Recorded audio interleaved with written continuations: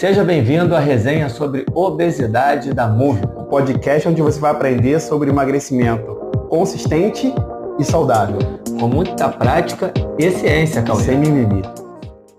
Meu amigo Cauê, estamos aqui de novo, dessa vez com uma cervejinha para ser bem resenha mesmo, a nossa. E beleza.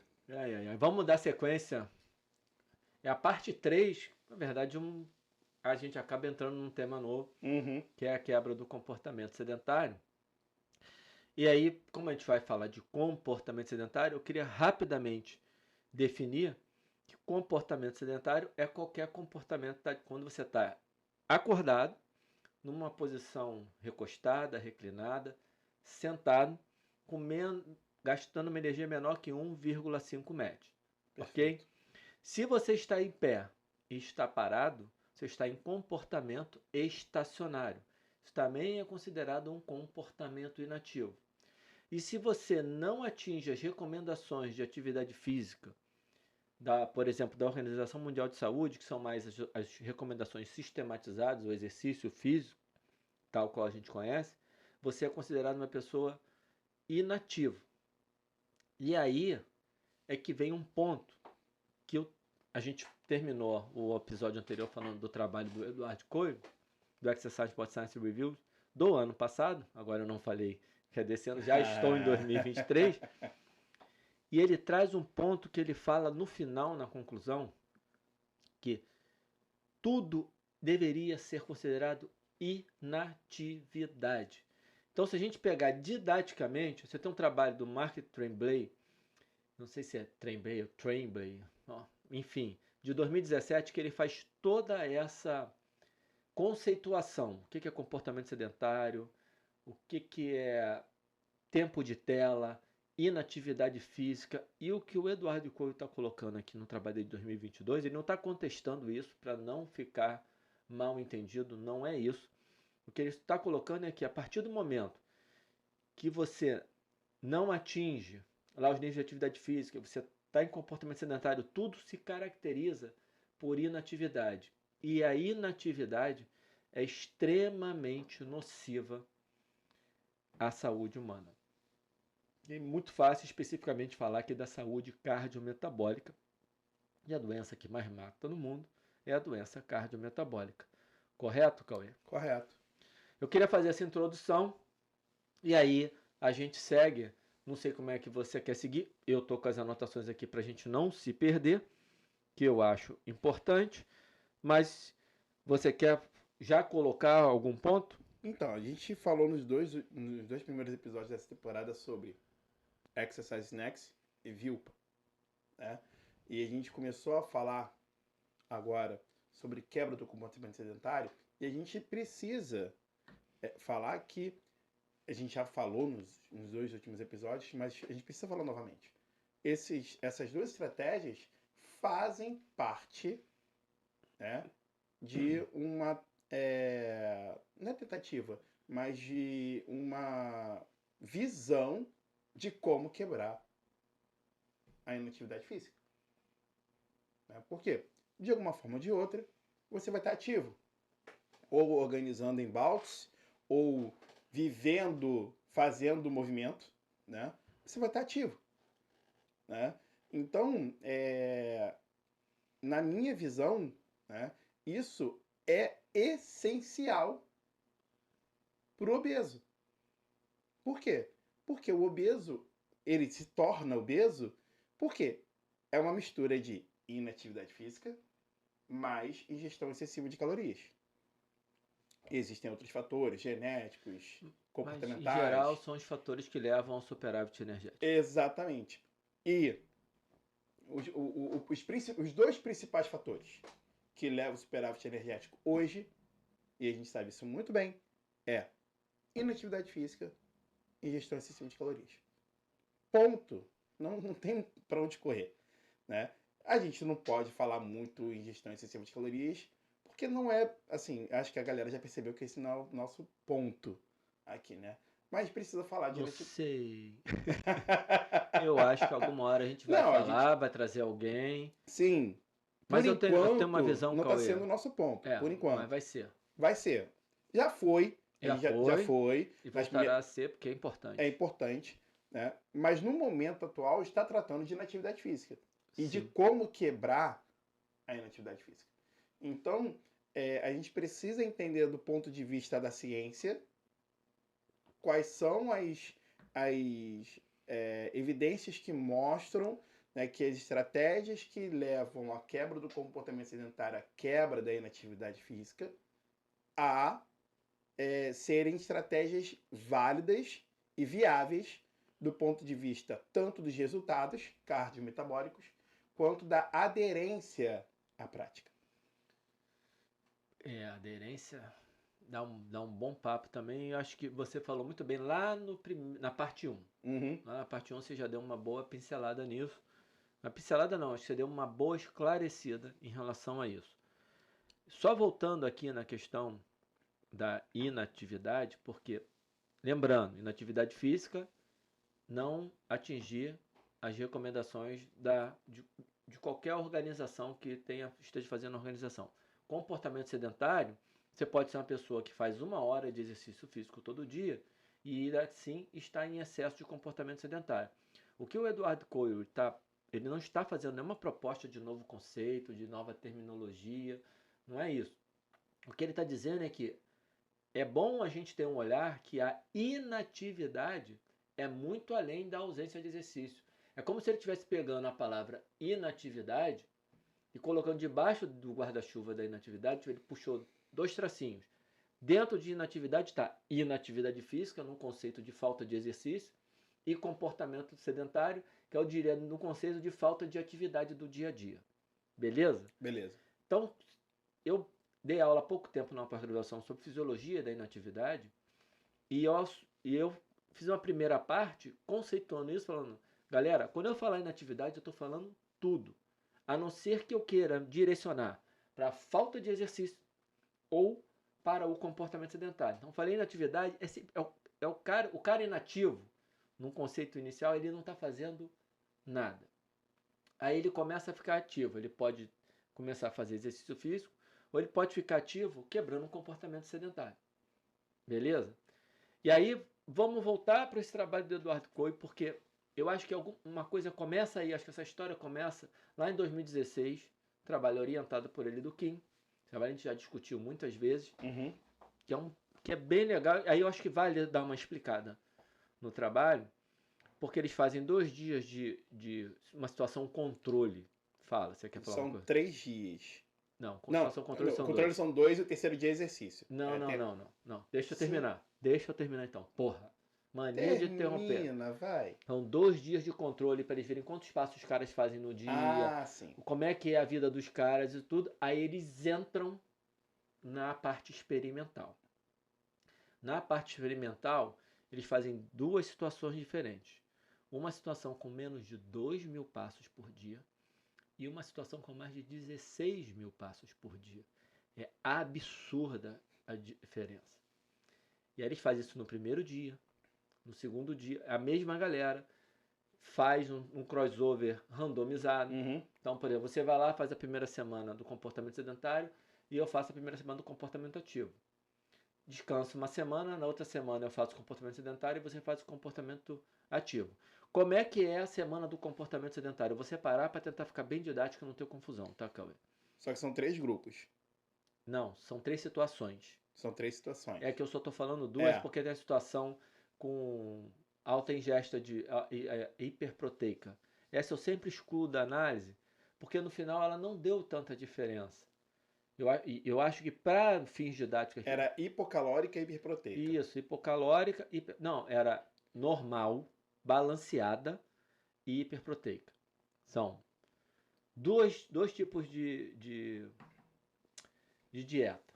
A dieta balanceada, só que na dieta balanceada, na situação ativa o cara faz a dieta balanceada, na situação sedentária o cara faz a dieta balanceada, e tem uma outra situação que é hipercalórica, não é hiperproteica, acho que é hipercalórica ou hiperproteica. Eu excluí isso da minha mente, você acabou de fuder com a minha explicação. Eu vou ter que abrir porra do artigo aqui. Porque para fins de... Porque no final a diferença é tão... Ah, a diferença é pequena, mas é porque eu vou te explicar o porquê que eu fiz isso. É, para me atrapalhar, vai, fala Também, aí. mas não foi só para isso. É porque eu gosto de ilustrar isso, porque... Porra, eu falei no começo. Mas tu não lembra se é hiperproteica, se é hipercalórica? Não, só pra cara, foder a explicação. não, olha só. Eu lembro bem esse estudo porque eu falo sempre desse estudo quando eu vou dar aula de flexibilidade metabólica. Eu sempre excluo essa parte da dieta porque, por fim que a gente precisa entender, ela não trouxe tanta informação assim para o que vai seguir depois. Esse é que é o ponto. Porque depois vem uma porrada de estudo na sequência que eles não repetem essa situação. Por isso que eu tiro essa situação com ele. Porra! Tá, explica do jeito que você queria explicar. Galera, isso aqui é a nossa maneira de... É assim que a gente conversa no dia a dia. É, né? sim, Mas a gente tá com cerveja, então tá tudo certo. Porra, de dois goles, né? Não é isso. Vocês têm que ver depois do terceiro. Tô chamando ele de fraco, percebeu, né? Nossa senhora. Vamos lá. Posso voltar pra... Porra, confundiu todo mundo, perdeu um montão de tempo do podcast. Mas é bom que a galera... Não, o que é pior, não sabe qual é a porra da dieta. Eu sei, mas eu vou deixar você falar do jeito... sabe, mas não lembra. Eu sei, mas eu vou deixar você falar. Eu quero agora ficar brigando, cara, de coisa de velho ranzinza. Bom, vamos lá, então beleza. Eu tô excluindo a terceira situação. Duas situações. Vou falar da primeira situação, isso não significa que foi feito nessa ordem. Cada sujeito entrou numa dessas três situações. A primeira, uma situação de comportamento sedentário, em que os sujeitos davam menos de 2.000 passos por dia. No primeiro dia, tudo é controlado, a alimentação é controlada, a alimentação balanceada, nessa que eu quero mostrar. Faziam isso no segundo dia. No segundo dia, eles faziam um teste de tolerância a um alimento altamente gorduroso e viam as respostas de tiacilglicerol, de insulina, glicemia, etc. E vou trazer, eu quero simplificar, porque senão a gente não sai daqui nunca mais, aí tem que abrir estudo, ficar olhando o dado. A resposta de triacilglicerol, em primeiro lugar. Eu quero dar o foco nisso. Então, no segundo dia, eles faziam esse teste do triacilglicerol, em triglicemia, etc. No terceiro dia, continuavam no comportamento sedentário e às 5 horas da tarde, faziam um treinamento de 1 hora na esteira a 65%, em média 65% do VO2 máximo que foi testado previamente. No dia seguinte de manhã, que é o quarto dia, eles refaziam o teste de tolerância a uma comida, a um alimento, era um líquido altamente calórico e com gordura pra caramba.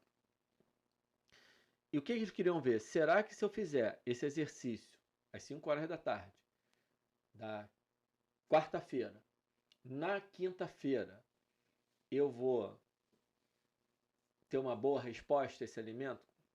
Vai ser melhor que a resposta que eu tive na terça-feira antes de fazer o exercício? É isso que ele quer ver.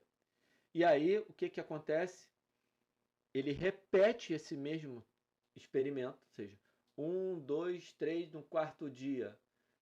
1, 2, 3, isso no quarto dia, segunda, terça, quarta, quinta, o treinamento, na sexta o teste. Vou falar com dia. Segunda, terça e quarta, totalmente comportamento sedentário e inatividade física, sem exercício físico, sem atividade física leve, comportamento sedentário e inatividade física, ou seja, 100% inativo. Por isso que é legal definir os termos. Segunda, terça e quarta. Na quarta faz o teste. Na quinta, continua inativo e treina às 5 horas da tarde. Na sexta de manhã, 8 horas da manhã, refaz o teste. Beleza? Essa é a situação inativa, do comportamento sedentário. A situação com comportamento ativo. Segunda, terça, quarta e quinta, 16.000 passos por dia. Os sujeitos faziam 16.000 passos por dia. Na quinta, além dos 16 mil passos por dia, às 5 horas da tarde, tal qual a situação em que eles estavam em comportamento sedentário, lembrando que são os mesmos sujeitos, o treino de 1 hora na esteira, aproximadamente 65% do VO2. Aproximadamente, eu acho que no final deu 67% na média. Eles fizeram o teste, botaram para 65%, mas como eles conseguiram medir o tempo todo, deu 67%. Pelo menos é o que eles colocam no trabalho. Aí na sexta-feira de manhã, refaz o teste de tolerância, sendo que fez o teste na quarta-feira. Sempre tem um teste na quarta e sempre tem um teste na quinta. E essa mesma pessoa, quando está em comportamento ativo, ela, já no teste da quarta-feira, ela já tem uma tolerância boa, o triacilglicerol não responde aumentando. Ela mesma, quando estava inativa, o triacilglicerol estava aumentado. Essa pessoa faz a corrida e na sexta-feira de manhã, quando testa, não baixou o triacilglicerol, mesmo com exercício físico. Menos quando ela estava fazendo 16 mil passos por dia. O que fez realmente o negócio acontecer foram os 16 mil passos por dia. Porra, então o exercício físico não serve para nada? Não. Espera aí, vamos fazer um segundo teste para entender. Aí vem um trabalho do Atkins, primeiro é o Kim, depois é o Atkins de 2019, que eles fazem o mesmo protocolo, só que não bota, é sempre em comportamento sedentário. Aí são as mesmas duas situações, as duas em comportamento sedentário, o que muda é que uma não tem um exercício físico e a outra tem um exercício físico. E olha que maneiro, só acrescentar o exercício físico não muda a resposta lipidêmica. Posso falar assim, Dr. Cauê? Na verdade, é lipidêmica, sim. Obrigado. Mas é relacionada à flexibilidade metabólica. Perfeito! E aí eu trago um novo termo, talvez eu já tenha falado isso para vocês nas últimas temporadas. O homem dos new terms. Né? Mas acho que vale a pena revisar. Flexibilidade metabólica nada mais é do que a capacidade, a habilidade que o nosso corpo tem de trabalhar com o substrato energético que a gente ingeriu. Simples e prático. Exemplo. No experimento que o Alan acabou de falar, eles ingeriram alimento rico em gordura. Então, se o alimento é rico em gordura, a gordura ali é o substrato prioritário ali. Ele tem que ser consumido. Por quê? Porque ele foi o alimento que foi ingerido. O que vai acontecer? Beleza. É gordura? Então meu corpo tem que utilizar aquela gordura como substrato energético para produzir energia. O que tem que ser feito? Eu tenho que fazer um arranjo metabólico para que o meu corpo utilize aquela gordura como substrato energético. E aí a gente é capaz de medir isso. Como é que a gente mede isso? Através da nossa troca gasosa, através do coeficiente respiratório. Né? E aí, como a gente faz isso? É muito simples. Quando a gente está utilizando gordura como fonte de energia, o nosso coeficiente respiratório ele é mais baixo. E aí ele é muito compatível com o nosso metabolismo de repouso. Por quê? O nosso metabolismo de repouso ele é um metabolismo lipídico. Ele utiliza gordura, na sua grande maioria do tempo, como fonte de energia. Beleza. Quando a gente ingere um alimento muito rico em gordura, a gente precisa continuar com o metabolismo prioritariamente lipídico, né? Oxidando gordura para a produção de energia. Então, o nosso coeficiente respiratório ele baixa. Né? Por que ele baixa? Porque a gente produz mais CO2 do que usa oxigênio. Essa é a ideia. Tá? Por quê? Porque tem muito mais gordura sendo oxidado, né? Muito mais CO2 sendo produzido, porque eu estou usando gordura. No fim das contas, eu não vou explicar a reação química aqui para não fazer a coisa ficar prolixa. Mas é esse o fundamento. Quando a gente toma, né, ou come um alimento rico em glicose, já é o contrário. Nosso corpo tem que responder o quê? Utilizando glicose como substrato energético prioritário. Então, o nosso coeficiente respiratório vai aumentar. Por quê? Porque a gente vai produzir CO2 da mesma forma que a gente gasta oxigênio, a gente consome oxigênio para oxidar a glicose. Fica meio a meio, fica ali empate, né? É 6 moléculas de CO2 para 6 moléculas de oxigênio para uma molécula de glicose. É basicamente isso. O nosso corpo, normalmente, ele tem a habilidade de se moldar ao substrato energético que a gente ingere de forma prioritária. Mas quando a gente está em atividade física, o que acontece? O nosso corpo perde essa habilidade. E esse é o grande problema. Por quê? No caso do trabalho do Kim, eles viram que os indivíduos que estavam em atividade física, eles tinham maior habilidade de lidar com a gordura que foi ingerida naquele alimento rico em gordura. Né? E aí, o que aconteceu? A quantidade de triacilglicerol na corrente sanguínea estava menor. O que não aconteceu quando os indivíduos estavam em comportamento sedentário, independente de ter inserido uma corrida no meio. Né? Ou seja, o que manda na flexibilidade metabólica? O que faz o nosso corpo ter uma flexibilidade metabólica preservada? A atividade física. Ao longo do dia. Movimento. É isso. Ponto. Tá? E é isso que vai fazer com que a gente evite, ao longo do tempo, doenças cardiometabólicas. Como, por exemplo, o próprio diabetes. Né? O diabetes, ele começa de uma inflexibilidade metabólica. Ele começa da falta de habilidade do nosso corpo em trabalhar com substrato energético glicose. E aí a gente vai acumulando glicose na corrente sanguínea. Vai acumulando glicose na corrente sanguínea. Por quê? Porque a gente não consegue trabalhar com aquela glicose que foi ingerida. E aí o nosso corpo precisa fazer o quê? Produzir mais insulina e hiperinsulinemia. É a primeira parte, é o pré-diabetes, né? Então, é assim que o corpo começa a desenvolver diabetes. É assim que o nosso corpo começa a desenvolver dislipidemia, quando a gente está numa dieta rica em gordura. Por quê? Porque o nosso corpo perde a habilidade de utilizar aquele substrato energético que foi ingerido de forma majoritária. E para isso a gente precisa de movimento. É isso. Excelente. Bom que você viajou um pouquinho na fisiologia que você adora. Não, cara, a explicação assim, do caralho. Adorei.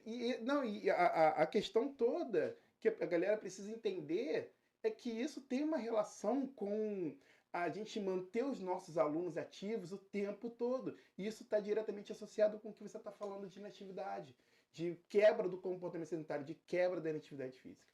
Que não significa que vai ser fácil. Não. Aliás, é muito difícil. Você dá todas as recomendações, você fala, hoje efetivamente, eu diria para você que eu tenho um aluno, de todos os alunos que eu tenho, ele tem uma boa quebra do comportamento sedentário, de vez em quando falha. Com toda orientação, com toda conversa, é muito difícil. Mas eu acho que ficou um gap nesse acompanhamento do trabalho, para a gente poder, antes da gente chegar no comportamento na quebra do comportamento sedentário em si, porque esses trabalhos, eles, para mim, Cauê, eu estou fazendo a minha interpretação dos dados que tem na ciência. Eles fundamentam o que vem depois, que são os trabalhos com quebra de comportamento sedentário, porque os principais vêm depois de 2018. Em 2016, esse trabalho do Kim, para mim, já é um trabalho clássico, que traz uma informação primorosa, mas que, como sempre, deixa algumas lacunas. Por exemplo, então a esteira, lá com o cara correndo a 65% do VO2, não serve para nada. Aí eles seguem o Eduardo Coelho, que é o orientador dessa galera, com o Burton, para fazer um trabalho que agora eu não lembro se foi 2020 ou 2021, e que ele pega este mesmo formato do trabalho de 2016, só que ele estica para 3 semanas. Basicamente são efetivamente 2 semanas de treino. Só 2 semanas de treino. Lógico, eles pegam pessoas não treinadas, porque é como você vai conseguir ver algum resultado. E aí não é mais a mesma pessoa em 2 situações diferentes. Ele precisa separar em grupo. Lá ele fez o crossover. Isso aqui é bacana, porque como é que ele vem construindo o conhecimento. Eu acho o trabalho desse grupo, Cauê, muito legal, muito bem feito. E agora ele vai separar, ele já sabe o que acontece com a pessoa. Olha que legal, ele já fez o crossover, Agora eu posso separar, mesmo assim você tem sempre problema de vício de amostral, mas são as limitações da ciência, não tem jeito. E aquela história, a gente precisa reduzir um pouco para entender algumas coisas, para depois tentar olhar isso no mundo real. E aí ele olha o seguinte, que ali naquele curto prazo de tempo, mesmo o grupo que está em comportamento sedentário, lembram que tem uma situação que o cara dá... Ali eu acho que ele trabalhou com menos de 5.000 passos por dia, ele esticou um pouquinho e não trabalhou com 16, mas foi muito perto de 16.000 passos. Basicamente, a diferença é pouco significativa, é basicamente o mesmo desenho do trabalho de 2016. Só que agora o grupo separado, então tem um grupo que vai treinar na esteira dia sim, dia não, 1 hora a 65% do VO2, e tem um grupo e que vai ficar em comportamento sedentário. Vai treinar dia sim, dia não, mas vai ficar em comportamento sedentário. Significa, e aí, legal, porque tem um trabalho do Lieberman do ano passado, mostrando que vou fazer mais uma inferência minha raciocinando em cima do trabalho do Lieberman com David Heikkinen, que abaixo de 5.000 passos você está fora do seu potencial biológico. Aí o trabalho, estou misturando, ele mesmo, Coelho, mostra no trabalho agora do Exercise Potency Reviews, que você, a partir de 8.500 passos, você começa a ter os benefícios do comportamento ativo. É um número mágico que é de 5.000 para baixo é ruim, falando desse jeito. De 8.500 para cima é bom. Pô, o que acontece de 5.000 a 8.500? Não foi estudado de maneira a poder ter essa resposta. Por isso que tem, às vezes, esse corte que tem um gap. E para o ser humano, vai ser um que vai ser 9.000, vai ser um que vai ser 8, pode ser um que 7.000 funcione bem pra caramba. Aí tem... tomar cuidado, porque senão a gente já falou pra caramba no episódio anterior. Exatamente. Daqui a pouco a gente tá enrolando e eu já tô enrolando aqui. Então, vamos lá. 2 semanas treinando dia sim, dia não. Um grupo treina dia sim, dia não e fica em comportamento sedentário, faz menos de 5.000 passos por dia. E o outro tem lá os números certinhos, eu estou falando dentro do corte, já aproveitando esse corte de 5 e 8.500. E o outro grupo treina dia sim, dia não e faz mais de 8.500 passos por dia. E os 2 grupos melhoram o condicionamento cardiorrespiratório verificado a partir do VO2, o pico, o VO2 de pico. Mas só o grupo que teve o comportamento ativo melhora a resposta de frequência cardíaca no teste submáximo e a resposta de lactato no teste submáximo. E a partir desses dados, esses autores eles cunham o termo resistência ao exercício físico, porque o comportamento sedentário leva a uma resistência a todos os benefícios que você pode ter com o exercício físico. E aí a gente está falando do lactato, da frequência cardíaca, respostas cardiovasculares, respostas metabólicas. Só que o que está para mim ainda está um gap, né? Se não tivesse o treinamento, tivesse um terceiro grupo, aí eu já... Porque sempre fica uma lacuna. E a minha pergunta hoje, Cauê, que eu tenho certeza que você já vai querer formular uma hipótese. Que faz uma pergunta para o Cauê, ele já formula uma hipótese. É uma beleza, já faz o raciocínio todo fisiológico, bioquímico, é bacana porque já dá... Junto nós dois a gente faz o trabalho, só falta isso. E aí, cara, um terceiro grupo com comportamento ativo, sem o exercício físico, mas fazendo os testes, para ver se ia ter alguma diferença nessa resposta. E um outro grupo com comportamento inativo, com comportamento sedentário, sem o treinamento. Você está declarando, você está falando aí o controle positivo ou o controle negativo? Isso. Será que essa resposta do lactato, ela melhoraria mesmo sem treinar?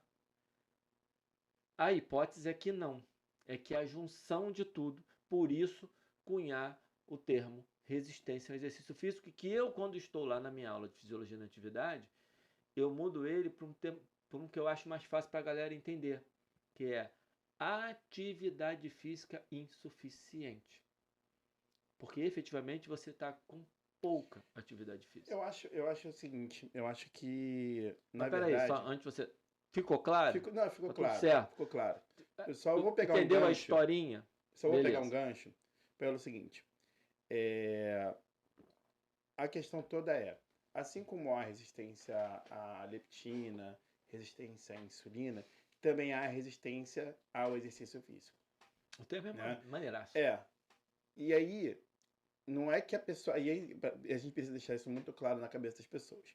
Não é que o cara não vai ter benefício no longo prazo. Ele vai demorar mais a ter os benefícios. Por quê? Porque toda a fisiologia dele tá... assim, não gera resposta suficiente para o exercício. Né? As sinalizações, né, para biogênese mitocondrial, para melhora do metabolismo energético, ali, metabolismo glicolítico, né, a beta-oxidação, não responde de maneira adequada. Né? E isso vai demorar a acontecer. Por quê? Porque você precisa fazer o exercício, você precisa ter níveis de atividade física para quê? Primeiro, diminuir a inflexibilidade metabólica. Segundo, gerar as sinalizações do metabolismo energético que vão gerar as respostas de longo prazo. Né? A biogênese mitocondrial, que vai gerar melhora da beta-oxidação, melhora do VO2, do consumo de oxigênio e vai melhorar o metabolismo energético oxidativo. Você vai melhorar a função, por exemplo, da PFK, né, que é uma enzima do metabolismo glicolítico. Enfim, você vai ter essas respostas depois de um pouco mais de tempo. E aí, talvez, essa seja um dos principais problemas quando a gente fala de resposta ao exercício físico para pessoas com obesidade. Por quê? Porque essas pessoas vão demorar mais tempo para ter as respostas de longo prazo associadas ao exercício físico. E é isso a gente viu naquele trabalho do McDonald's. Exatamente. Então, assim, a gente precisa, né, e aí eu acho que o apanhado prático de tudo isso que a gente está falando é o seguinte. Primeiro, vamos quebrar o comportamento sedentário dos nossos alunos. Vamos quebrar o comportamento da inatividade física dos nossos alunos. Esse é o primeiro passo. Da inatividade. Vamos quebrar a inatividade. Vamos quebrar a inatividade. Você quebra com exercício físico e quebra com atividade diária. Perfeito. Vamos quebrar a inatividade dos nossos alunos. Lembrando que a gente está usando um termo que não está lá determinado na ciência. Na ciência você um termo que a gente está didaticamente a gente explicou que ia usar. Exatamente. Vamos quebrar a inatividade dos nossos alunos. Sempre um disclaimerzinho importante. e dentro, isso tudo que você falou é muito importante, porque lembra que eu acabei de falar do trabalho lá do Burton, com o Eduardo Coyle, tem mais uma galera lá, é de apenas 2 semanas de treinamento. O estudo dura 3 semanas, porque tem os testes no final. Mas são 2 semanas de treinamento, dia sim, dia não. Então dá 7 treinos, mais ou menos. Não lembro agora quantos treinos exatamente. A gente às vezes tem uma curiosidade só na hora que a gente está falando sobre estudos. Pô, não contei, mas era dia sim, dia não. O início da primeira semana são os testes, o teste de VO2 máximo, VO2 de pico, teste submáximo para ver a resposta de lactato da frequência cardíaca a 65% do VO2 máximo e segue na sequência fazendo treinamento. E que é legal, eles fazem o estudo agudo, eles replicam o estudo de 2016. Então, eles fazem um teste lá, o teste de tolerância à comida hipercalórica gordurosa, refazem depois, e aí, então eles têm, onde eram 2 medidas, agora eles têm 3, porque eles têm uma do efeito agudo, que é exatamente o mesmo do estudo do Kim, então eles reproduzem os próprios achados, para depois olhar um efeito de um treinamento curto. A longo prazo é outra história. Com detalhe que são 2 grupos de pessoas diferentes. Ou seja, ele demonstra com 2 pessoas, em grupos diferentes, pessoas diferentes em grupos diferentes, o mesmo efeito que ele viu no crossover. Isso é importante ser dito do ponto de vista do modelo metodológico, né? Modelo do trabalho. Um trabalho muito bem feito. Óbvio que você tem crítica para fazer, Uhum. principalmente toda vez que você tem que separar o grupo, você tem um risco. Sim, Mesmo sim. com todos esses cuidados Mas que ele teve. Mas ele consegue gerar ali uma resposta muito sólida, fisiologicamente falando, né? E aí, assim, retomando essa pegada acho que entre aspas, receita de bolo, né? Pra galera que tá em casa, se tá assistindo a gente falando, primeiro, vamos quebrar a inatividade dos nossos alunos. Isso vai acelerar os resultados de longo prazo deles. Isso a gente já viu. Segundo, vamos trabalhar para que aos poucos o volume seja aumentado, mas sem gerar quebra de aderência. E aí, para isso, a gente tem as estratégias que a gente falou nos 2 primeiros episódios: Exercise Next, VILPA, né? Entre outras estratégias que a gente consegue, né, inserir dentro da rotina dos nossos alunos. Aí você entra num outro ponto que a gente trata lá na outra série, que é a série Formação Profissional, Uhum. que não é só a prescrição técnica. Você tem a questão comportamental, a questão de relação com o seu aluno, que a gente não vai entrar aqui. Você aprende toda essa técnica, inclusive para saber o que você consegue dar para o teu aluno a partir do momento que você identifica uma característica, cara. Tem gente que se você der um treinamento de alta intensidade, no dia seguinte ela não quer mais ver a tua cara. Exatamente. Não quer olhar na tua cara. Então você tem que saber. Eu lembro de um aluno que se ele ficasse muito cansado, ele entendia que o treino estava ruim. Então, até eu conseguir dar um treino mais intenso nele, eu tenho que ir mostrando para ele aos poucos Uhum. que aquilo é importante para ele, que aquele cansaço gera um benefício e que faz parte do treinamento ter aquele cansaço logo após o treinamento, porque ele achava que era um problema dele, de saúde, ele não gostava, tinha uma resposta, como algumas pessoas gostam de estudar, uma resposta afetiva ruim àquele, enfim. Você é além da questão técnica. Exato. Não, perfeito, perfeito.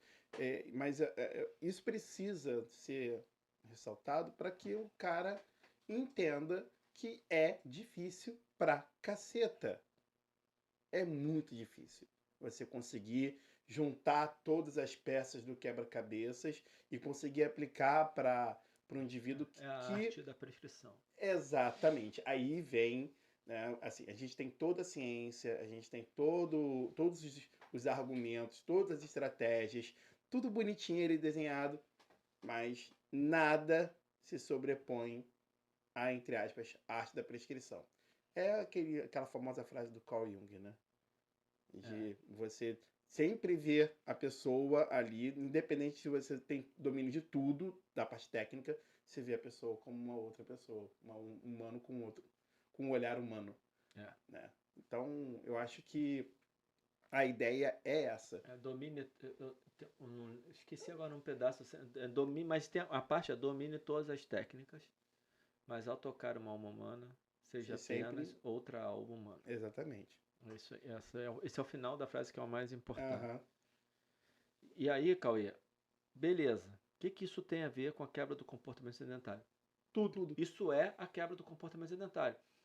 Só que didaticamente, quando você vai lá, entra no PubMed e vai pesquisar comportamento sedentário, que tem o termo quebra do comportamento sedentário.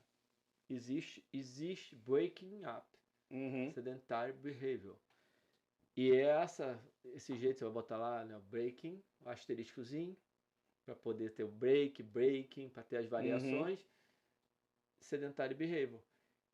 E aí você vai achar os estudos que eles começam, tá bom, os caras andavam 16 mil passos por dia. Como é que eu posso distribuir isso? Aí começa a ter uma questão mais didática. Começa a sistematizar a atividade física que deveria ser livre. Mas aí a gente está começando a falar de educação. É educação, cara. É educação. Mas antes é a sistematização. Não, assim, é a sistematização porque a gente planeja isso pro cara, né? Mas a gente precisa ensinar ele a ser ativo. Então vamos explicar pra galera como é que funciona? Começa. Então é muito simples. A gente acabou de explicar a historinha que vem, mostrando a importância de ser ativo além do exercício físico, para não ter uma resistência ao exercício físico. Como é que você aplica isso no dia a dia, por exemplo, da pessoa que está no escritório, trabalhando, sentado na frente de um computador? Você vai programar breaks, quebras daquele trabalho. Está no computador a cada 1 hora, em geral é isso, 30 minutos a 60 minutos. A cada 30, os melhores resultados que eu vi até hoje são, mas tem bons resultados com 1 hora também, mas os melhores resultados estão em 30 minutos. A cada 30 minutos o sujeito levanta, a pessoa levanta e vai fazer alguma atividade. Já tem tudo que é tipo de atividade. Caminhada leve, exercício calistênico, bike. Eu ainda não vi a quebra, mas já deve ter. Só está faltando eu. Não, já tem com escada. Já tem com escada. Já tem com escada. Enfim, você programa a quebra do comportamento sedentário. E os resultados são bem interessantes. Você tem casos, e aí, Cauê, tem um estudo, que eu não vou lembrar agora o nome, tinha que ter botado aqui, que não tem resultado nos indivíduos com IMC entre 20 e 24,9, mas tem resultado com os indivíduos com IMC de 25 para cima. Importância da quebra do comportamento sedentário para o sujeito obeso. Perfeito. Resposta cardiometabólica. Eu fazia exatamente isso lá. Exatamente isso. Infelizmente acabou, né? Mas até o final do ano passado eu trabalhava num programa de educação em saúde, né? Para pessoas com risco ou com diabetes tipo 2. E minha função como educador era justamente essa. Era ensinar o cara a ser ativo, né? E eu fazia exatamente isso. A grande maioria das pessoas que eu atendi ou trabalhavam em escritório ou trabalhavam em home office. Então, qual era a ideia? Vamos fazer quebras. A cada 1 hora, 5 minutos em pé ou caminhando. Era só isso. A cada 1 hora, 5 minutos em pé ou caminhando. E a pessoa começava a fazer isso. E os feedbacks eram sempre os mesmos, tá? Unânimes. Estou me sentindo mais bem disposto, estou sentindo mais energia durante o dia, estou sentindo que eu consigo fazer mais atividade ao longo do dia. E era assim que a pessoa começava a pensar em procurar algo para fazer. Isso é maneiro demais. Né? Então, assim, era unânime, começava com isso. Estou sentindo o meu corpo com mais energia. Né? Estou me sentindo mais bem disposto, algumas pessoas sentindo o sono já um pouco melhor. Né? Mas o que é isso? São as respostas metabólicas. Né? O metabolismo fica... Né? A minha ex-orientadora costuma falar que o metabolismo, nesse sentido, fica mais azeitado. É legal. Né? É um bom termo. É um bom termo. É mais azeitado, assim, fica melhor. Você tem resposta positiva no metabolismo. E isso também está associado àquela quebra, né, da inflexibilidade metabólica que a gente falou mais cedo. Perfeito. Então, infelizmente acabou. A empresa decidiu que não era mercadologicamente viável. Enfim, não vou entrar nessa seara. Mas o nosso feedback dos usuários, de uma forma geral, foram extremamente positivos, porque a gente conseguiu efetivamente levar, né, mais saúde e qualidade de vida com essas dicas pequenas, ensinando as pessoas a serem mais ativas. Tem várias coisas que você pode fazer. Sim. Mas não são fáceis de fazer. Não. Por exemplo, eu venho de uma época que não tinha controle remoto na televisão. A primeira televisão com controle remoto era só para quem era rico. Mas antes nem o rico tinha controle remoto. Você está sentado no sofá, ok, mas você tem que levantar para trocar o controle, aumentar o volume, diminuir o volume. Você tem que levantar televisão de controle remoto com fio. Você tem que levantar para atender o telefone. Então, o que eu falo? Cara, volta ao tempo. Pega o seu celular, coloca longe de você. Exatamente. Pega o controle da televisão, bota lá do lado da televisão. Toda vez que você quiser mexer numa coisa. Mas isso, falando, é muito... Estou dando um exemplo. No ambiente de trabalho, não usar elevador, não usar ramal.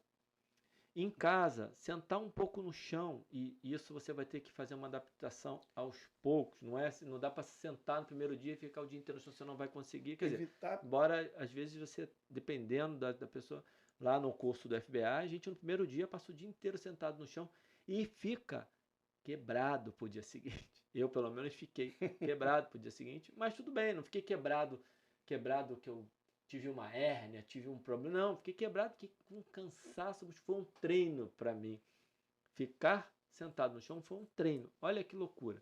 Então, pequenas coisas que quebram. Mas o Cauê, tem uma pergunta que eu tinha, em que ela já foi respondida, e talvez seja uma pergunta para a gente, acho que caminhar um pouco para o final. Primeiro, a gente já deu toda a base do porquê ter os estudos de comportamento sedentário. Eu acho que não adianta, não precisa de ficar detalhando o estudo de comportamento sedentário. Tem estudo de quebra do comportamento sedentário com escada, com bike. Aí com bike, com tiro de 4 segundos, descansando 40 segundos. Com esteira, 3 minutos. Com 2 minutos de caminhada a cada meia hora. E por aí vai. E com resposta positiva, sem resposta positiva, mas nenhum com resposta negativa. Isso é importante ressaltar também. Agora, uma coisa que é importante, mas e aí, se eu ficar só de pé? Então, de pé você sai do comportamento sedentário para o comportamento estacionário. E já é melhor que ficar de pé. Com certeza. Já é melhor que ficar sentado. Desculpa. Já é melhor que ficar sentado. Mas nem se compara a se mexer, a fazer alguma coisa. Então, o importante mesmo para quebrar o comportamento sedentário não é só ficar de pé. Ficar de pé é considerado também um comportamento inativo. Só para... E isso que o Eduardo Coelho traz agora no trabalho do ano passado, que eu acho que dá uma quebrada, não é uma divisor de água, mas é assim, cara, tá claro. Comportamento sedentário, comportamento estacionário. Você tem que sair desses dois, que são comportamentos de inatividade, e ir para um comportamento ativo. Então não adianta quebrar o comportamento sedentário, aquelas mesas que você fica em pé, fica sentado, fica em pé. É legal, é melhor do que ficar só sentado, mas não é o suficiente. Assim, mas acho que vale a pena falar só um detalhezinho. O ficar em pé pode ser a transição para o movimento. Para uma pessoa que está acostumada a ficar horas sentada. Então, assim, a gente... Tudo bem, a gente tem que sair do estacionário, sair do inativo. Perfeito. Mas, do ponto de vista pedagógico, vamos colocar assim, né? Eu acho que para que a gente consiga trabalhar com o obeso, tirar ele da cadeira e fazer ele se mexer, o em pé faz parte do processo. Eu pedia, muitas pessoas tinham resistência a fazer qualquer movimento, reclamavam, não conseguiam. Cara, fica de pé. Só fica de pé. Porque para mim é melhor do que você ficar sentado. Já é melhor do que ficar sentado. Exatamente. Já é melhor do que ficar sentado. Assim, é só para as pessoas entenderem que às vezes é muito difícil. Então, aí vamos lá. É que a gente tem que dividir. O que você está falando é maravilhoso, porque é dividir. Primeiro, a informação técnica. Sim. Qual é a informação técnica? Ficar de pé é comportamento estacionário. Já tem algum benefício quando comparado a ficar sentado, e tem estudo mostrando isso, mas é pouco quando você compara com ficar ativo. Fazer uma caminhada de 2 minutos, por exemplo. Então, o salto de estar sentado para ficar de pé, vamos colocar aqui para quem está vendo no YouTube, é isso. Aqui o cara sentado, aqui o cara ficar de pé. Para quem está ouvindo no podcast, nas plataformas de podcast, 4 dedos de altura. Do ficar de pé para ficar ativo é um salto de 3 palmos. Você sai daqui para cá. Perfeito. E pum. Mas isso é a parte técnica. E a vida real. Muitas vezes você mal vai conseguir que o cara fique de pé. É isso aí. Cara, se 15 anos atrás, 15 não, mas 20 anos atrás, eu estivesse trabalhando num lugar e você falasse para mim que eu tinha que ficar em pé a cada meia hora, eu falasse assim, não vou ficar, meu irmão. Nem fudendo. Me desculpa. Tão bom ficar sentado, você tá maluco. Hoje em dia eu quero ficar de pé, eu gosto de sentar no chão. Eu acho...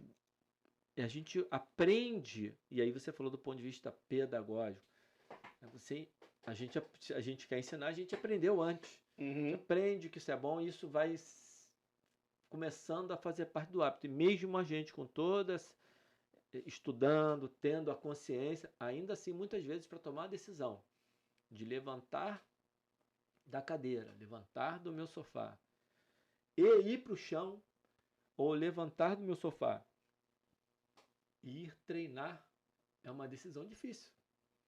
Pô, tá tão bom aqui, legal, posso assistir aqui meu programinha, cara, quer saber? Amanhã eu vou. É isso aí.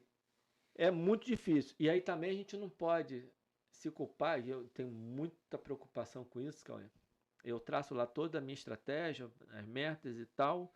Nos primeiros fusos eu falo, já não consegui alcançar, então não preciso mais ir. E aí essa história do qualquer movimento conta é muito importante. Porque se você perder o dia de hoje, você ganha o dia de amanhã. Porque ficar um dia inativo é ruim, mas ficar 2 é muito pior. 3 então, e aí o ciclo vicioso. E as associações, como a gente está falando de obesidade, que tem de bidirecional da obesidade com a inatividade. Aparentemente, não é só a pessoa inativa que se torna obesa. Há quem diga, inclusive, tem trabalho que fez análise mostrando que não, que é quando você fica obeso, você vai se tornando inativo. Isso não é tão simples assim, dependendo da análise que o cara faz lá, o cara traz para isso. Mas de uma maneira geral, no meu entendimento, uma inferência minha, na minha interpretação dos dados, é bidirecional. Sim.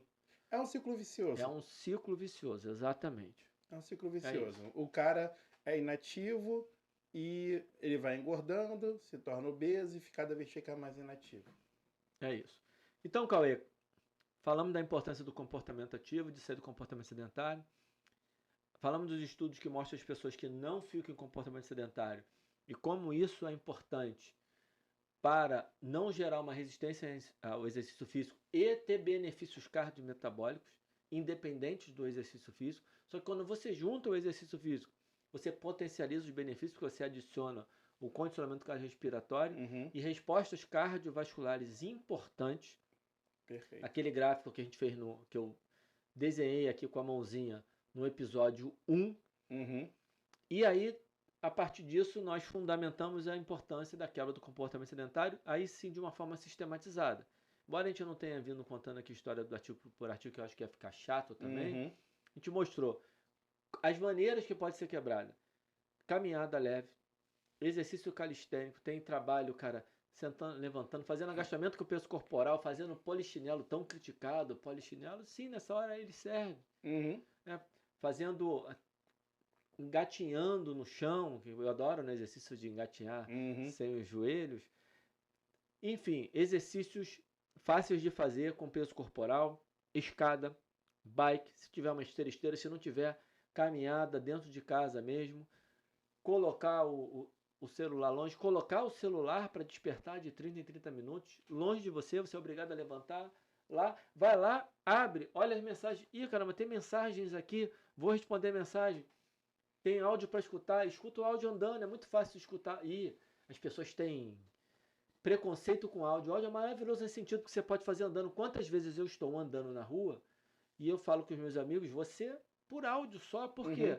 Porque eu não preciso parar para digitar.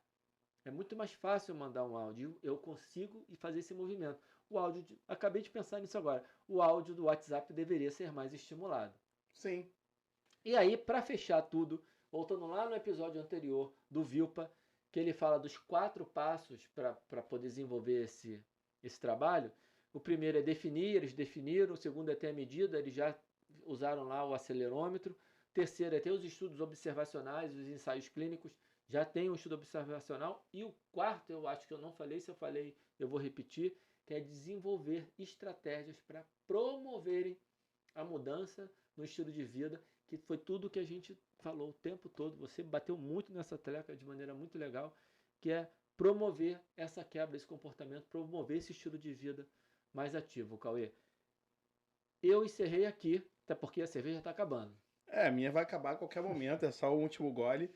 E acho que a gente já fechou, cara. Acho que conseguimos passar para a galera exatamente o recado que é, assim, as coisas têm que andar juntas.